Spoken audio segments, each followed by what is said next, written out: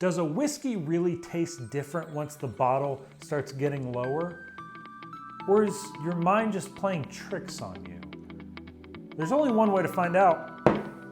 Let's do a whiskey experiment.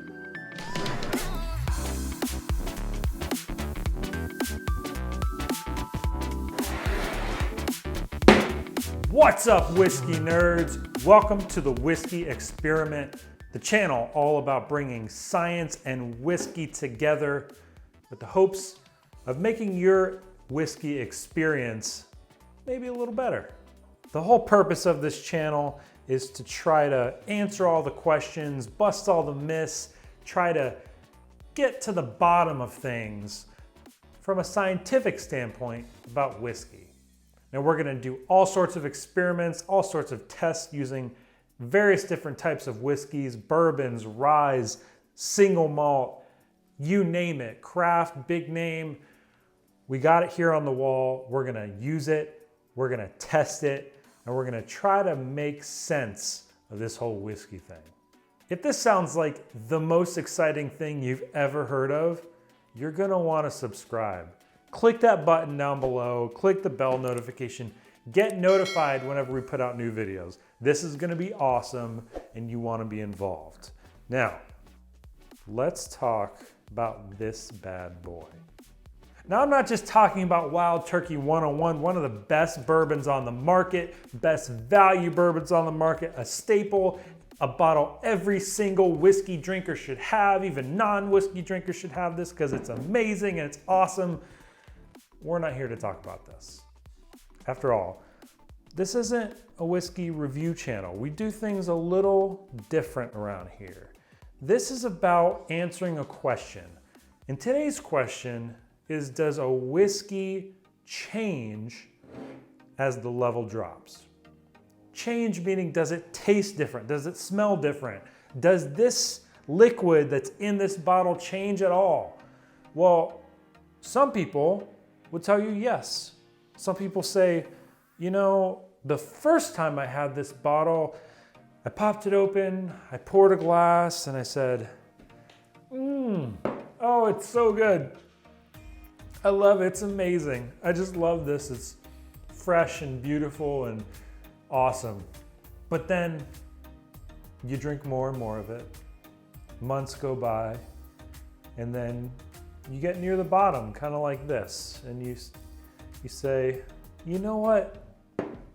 I still love this whiskey, but it's just not the same.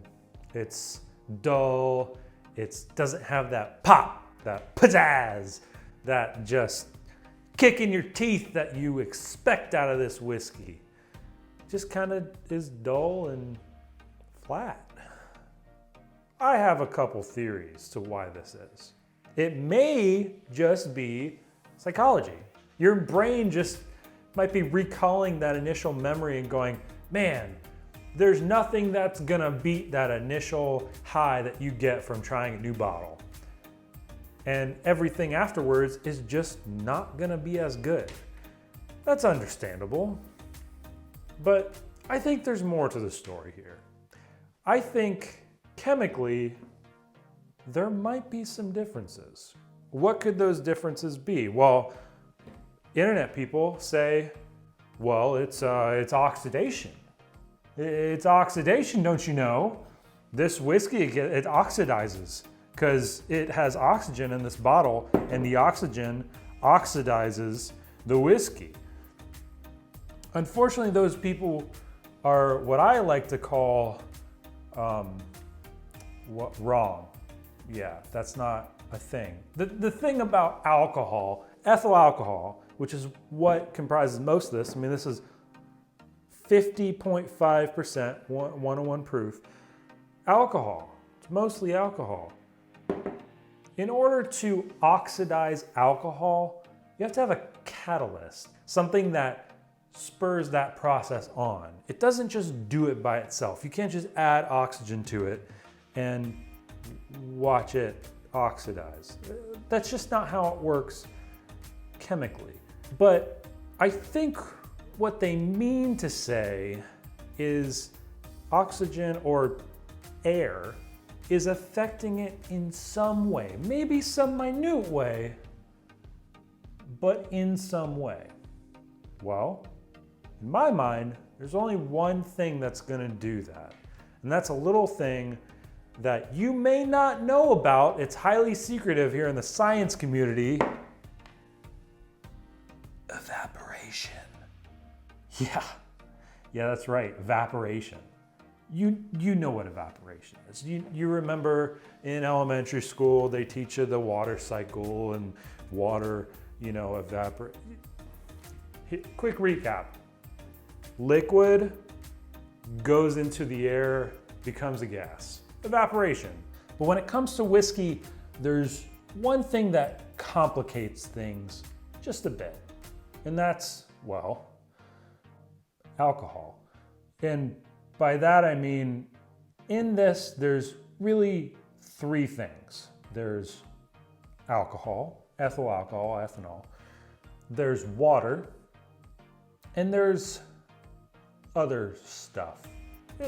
Other important stuff, I mean, the other things like esters and aldehydes and various compounds that create those flavors and those aromas, all those things that just make it so lovely. But when we talk about evaporation, there's an important distinction we should make. Water and alcohol evaporate a little bit differently. Alcohol evaporates at a little bit less temperature than water does. I mean, they'll both evaporate at room temperature, but what that means is the alcohol will actually evaporate faster. It's what's known as a volatile compound, which means it is very easy for it to become a vapor and evaporate. Here's a quick experiment, not our main experiment that we're gonna do today, but pour some whiskey into a glass. Any glass will do. This is what I have, just a rocks glass. And give it a sniff. Now, higher proof works better. In fact, I'm gonna grab a little bit more whiskey and get some Wild Turkey Rare Breed. We're sticking with Wild Turkey today. I'm just gonna go with the higher proof option of this. And now this is, excuse me, America. This is 116.8 proof. I'm just gonna pour a little bit of it because we got a lot of whiskey coming, I guarantee you. Once you put it in the glass, put your nose up to that glass. You feel that tingle?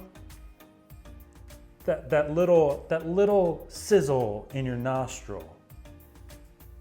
That's alcohol, plain and simple. That's the alcohol molecules going into your nose and making them feel like they're burning. That just proves to you that the first thing that you're getting out of this glass is the alcohol. As soon as you pour it into the glass, it just bam, right into your nose. It's evaporating, creating those vapors. With it though, it doesn't just carry alcohol vapors, or else it would just smell like vodka. You don't smell vodka, you smell all the things that make whiskey so good. Those caramels and the baking spices and the oak and the vanilla, all those great, and the cherry, all those great bourbon notes, they jump out of the glass, which tells you that those alcohol vapors that are evaporating are actually carrying some of those congeners, some of those flavor compounds up into the air. So let's take a sip and then we'll get back to this. When alcohol evaporates, we know it takes with it various compounds, but the fact that it evaporates faster than water is an important distinction to make. Think of this as about 50% water and 50% alcohol. If this were to evaporate, the alcohol is gonna evaporate faster, so there's gonna be less alcohol in the liquid form. But is that happening? Well, it would certainly happen in a glass. I mean, you think about this glass, it's an open vessel, it's an open system. It's got room for evaporation, and the evaporation just goes up and out into the atmosphere. But in a bottle, it's sealed, it's a closed system. it's got this nice cork that nothing gets through, right? So it should be a closed system. There shouldn't be anything going in or out, except for the fact that every time you pop that cork, now you're letting air in, you're letting air out, and you're letting air out with alcohol and various flavor components. So the theory is, the longer you have this open, the more drinks you take out of it, the more opportunities you have for those vapors to escape. And taking that to conclusion, those are just things that used to be in the liquid, making it taste the way it tastes, and are now gone. They're out of the whiskey. Now this is just a theory, right? This is just my hypothesis of what's going on. There's certainly science to back that up, but that's just my thinking of what may be causing us to think that this tastes less than it used to. But really, there's only one way to find out for sure. We need to somehow go back in time and compare the way the whiskey tastes now to the way it tasted that very first time. Unfortunately, I don't have a time machine. Now, if we drank enough of this stuff, we may think we could go back in time, but unfortunately, we can't. And also, don't do that. Drink responsibly. Okay, we got to find a way to test this, but if you see what I'm seeing up there, I think you know what might be coming next. Let's swap out some bottles. Wild Turkey 101. Fresh, cracked bottle. It's a beautiful thing. And the great thing about it is this freshly cracked bottle should be identical to this one. Now, granted, this is a batch product and they are different batches, but the important thing is these are very large batches. I mean, these are thousands and thousands of barrels that go into these batches each time they make them at Wild Turkey. And while they may not be 100% identical every time, I mean, that'd be basically impossible, they should be pretty darn close. Or at least close enough that I wouldn't be able to tell the difference. But that's good news because this is our control. And a control in any experiment is a good thing because it limits the variables. We want to limit the variables to just one thing, an opened bottle and a closed bottle, meaning the variable is time. What we could do is we could pour one of each of these, try them side by side, and see if we can taste the difference. Unfortunately, psychology is not our friend here. My brain is automatically gonna say, oh, of course there's a difference. These are very different between the two of them, and this one sucks and this one's awesome. Clearly, obviously, duh.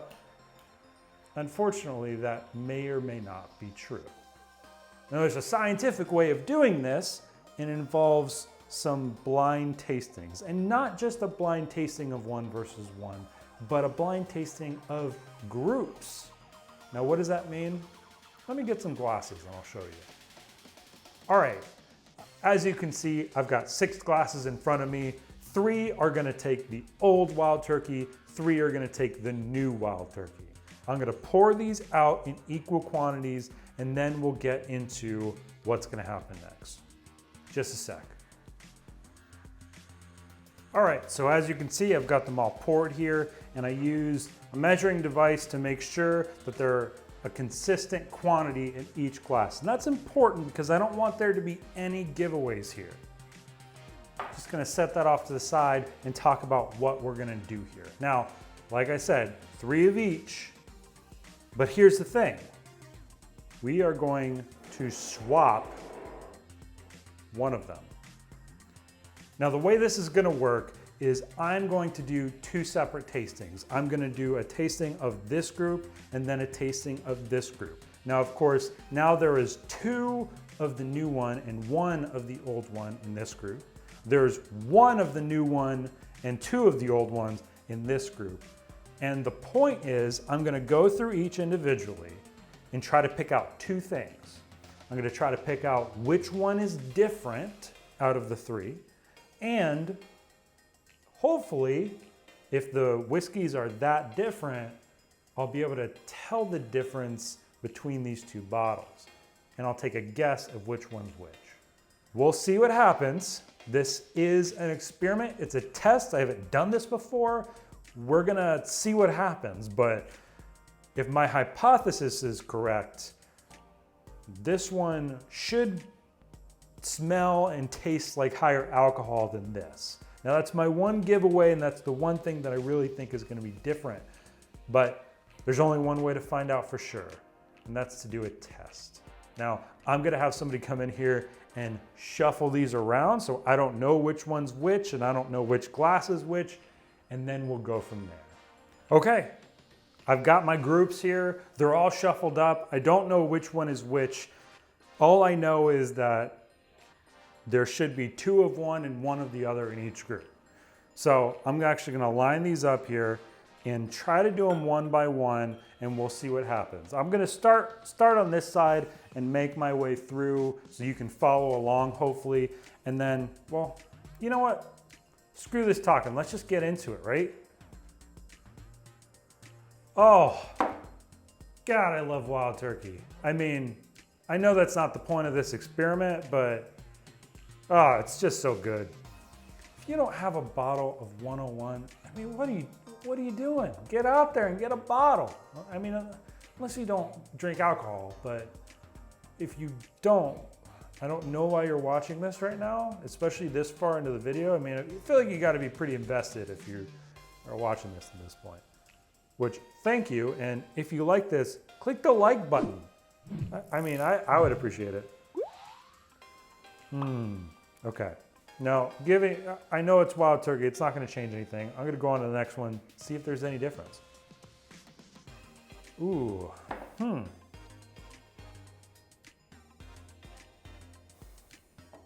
It's interesting. So, first off, they're very similar. It's a lot of the same flavor, or same aromas, but they do smell a little different.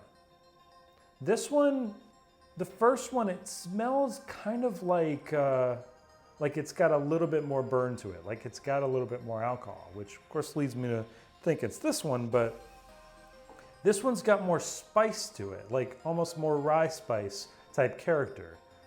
And something I've found, at least in my mind, is usually when I get a bottle that's kind of bitter at the beginning, when I open it up, that neck pour, and then as it gets further down, that bitterness dies away. But I don't know if, because this has a little bit more oak tannin bitterness. I don't know if that's a result of it being lower or higher or what. That's interesting. Let's see if this one's any different.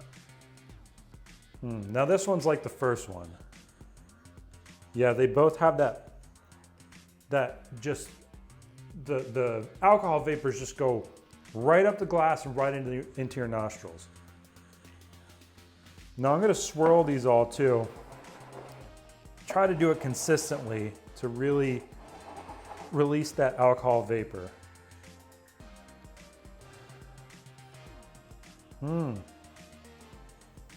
See? Now it feels like the opposite. Now this one feels like it's got more alcohol vapors.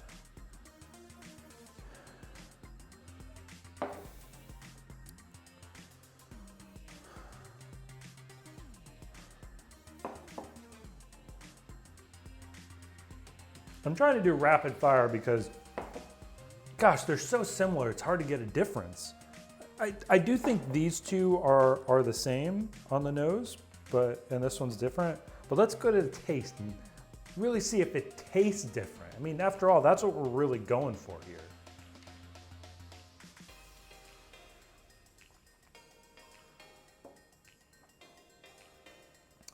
Yep, it's wild turkey.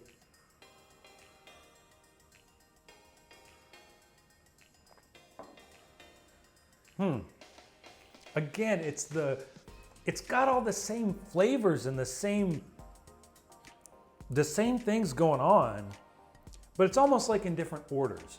This one has the spice and that proof up front, and this one, it has a little bit more spice on the back end, and it's a little bit sweeter up front, which makes me think, again, that this is the new wild turkey and this is the old, but it's just still hard to say.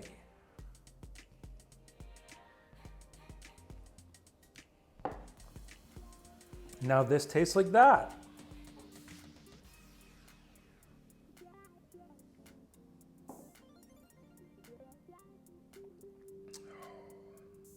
See, that's spicier.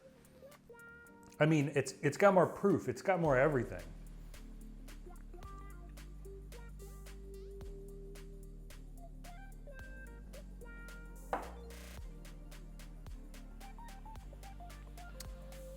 And that one's lesser.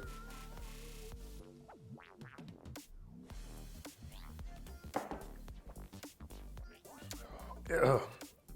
And that one's got more. Okay. Yep, I'm gonna stick with that.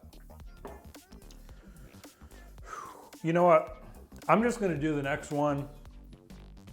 I'm not gonna bore you with the details. I'm gonna go through the next one, put those in order, and then we'll get back with the results. All right, results time. I've got them sorted the way that I think they should be. And I'll tell you what I think they are, then we'll reveal what they actually are.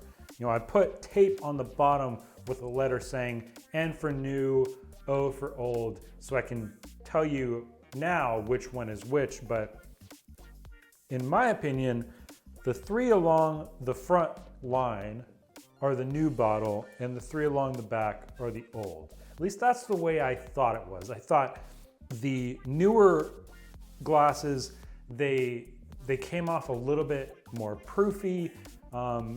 They packed a little bit more of a punch, but the older ones, they had some of that rye spice. And I don't know why the rye spice is coming out more on an older bottle. I feel like it should be opposite, but those were distinct to me and those were distinctly different. So I'm interested to see how this goes. We will start with this one. This is the one I finished on, so I'm most familiar with them. Let's just start with those. First off, I'll do the odd one out. Now this is the one I thought was a new wild turkey, and I was right. That is the new one. Let's take a look at these and see if they are both old. This one is old, and so is this one. So this one I got completely right. This is, to me, it was clear enough, even going through it rather quickly. This jumped out at me as proofier and different from these two, which had more rye spice, and I thought they were different. So that's a good result. However, we can only validate that result if I get the same results in this group. So let's see how that goes. Now the odd one out is gonna be this one. This one I thought was the old bottle. Now let's take a look. Oh boy. It's the new bottle. That's interesting, but we'll see what happens next, because there should be another one of these other ones should be new. So I think it's going to be a mixed result, but let's go ahead and find out. Yeah, this one's new and this one should be old, and it is.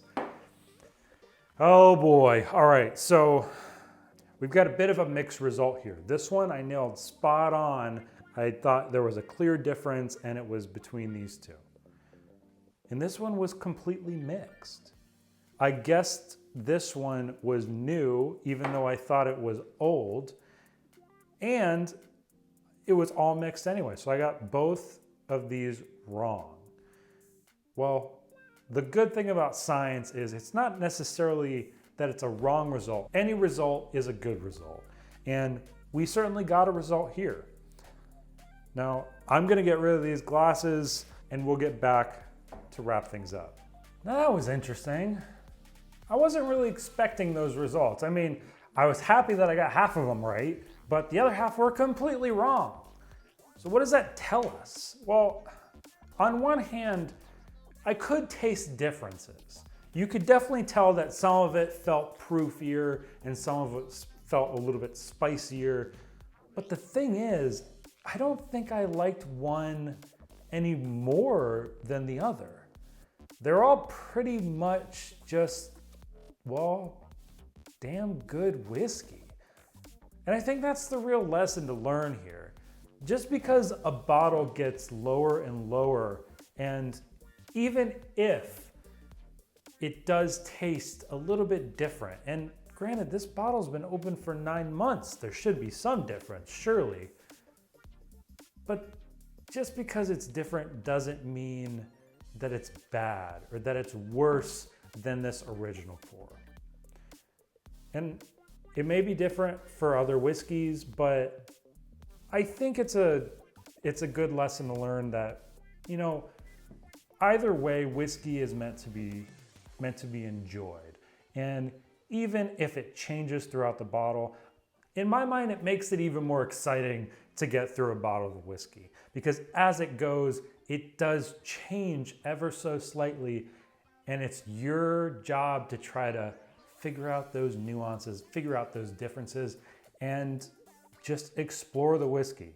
And honestly, at the end of the day, that's all we want to do. That's the cool thing about whiskey and why we love it so much. I want to thank you for watching this video, our very first video. If you're watching now when it's the only video, thank you so much, and definitely click the subscribe button. We need you, please. And also, if you're watching it in the future and now this video has millions and millions of views, thank you. Yeah, this is the early days. This is what it looked like. Hello from the past. Yeah, this probably won't have millions of views, but any of you that do watch it, subscribe, hit the like button. But more importantly, if you have any burning whiskey questions or things that you want to have explored, those myths that you've always heard about whiskey that you always wondered, is that really true? Is that just a bunch of nonsense, or is there something actually true to it? Well, this is the place to figure that out. We're gonna do lots of experiments, and I hope you can join me in this process. Thanks again for stopping by. And remember, don't be afraid to experiment with your whiskey, whether it's Wild Turkey 101 or the most expensive Pappies on the secondary market. Have fun with your whiskey, enjoy it, do some science, and drink some whiskey. Cheers, we'll see you next time.